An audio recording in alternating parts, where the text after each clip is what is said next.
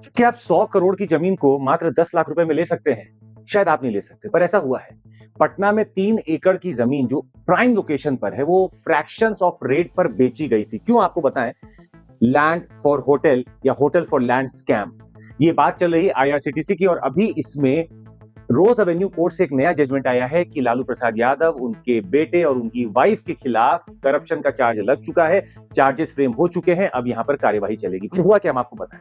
लालू प्रसाद यादव 2004 से लेकर 9 तक जब ये रेल मंत्री रहे, आप गरीब रथ के लिए तो इनको जानते ही थे, पर गरीबों के रथ में क्या क्या ऐड हुआ वो भी हम आपको बताते हैं। एक जाना जाता था कि आईआरसीटीसी द्वारा होटल जो संचालित होते थे, उनमें से 2 होटल मतलब रांची के और पुरी के इन्हीं की वाइफ की कंपनी को दिए गए थे, जिसमें इनकी वाइफ भी स्टेक होल्डर है। पर कोचर, विनय कोचर और एक और कोचर है जो यहाँ पर मेन डायरेक्टर थे, उन्होंने इसके बदले एक जमीन 3 एकड़ की पटना में इनके परिवार को ही दे दी। मतलब आईआरसीटीसी का ऑपरेशन उनके हाथ में गया, उन्होंने जमीन कर दी इनके परिवार के नाम फर्म थी। उस फर्म में तेजस्वी यादव और राबड़ी देवी भी उसके डायरेक्टर रहे हैं।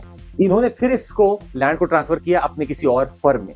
ये ट्रांसफर चलता रहा, मतलब 100 करोड़ की चीज 10 लाख रुपए में आ गई।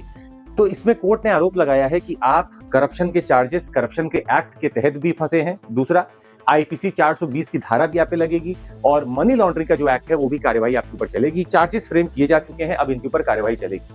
कोर्ट ने बड़े सख्ती से कहा कि आप जब पब्लिक सर्वेंट रहते हैं उसके बाद में भी आप ऐसा कर लेते हैं, आज नहीं तो कल पकड़े ही जाना है, तो ऐसा काम करते ही क्यों है। बहुत सख्ती दिखाई कोर्ट ने, ऐसी सख्ती हमें दिखानी पड़ेगी ताकि देश के तमाम अधिकारी और तमाम ये नेता लोग जो हैं, ये कम से कम आपका और हमारा पैसा खाए नहीं।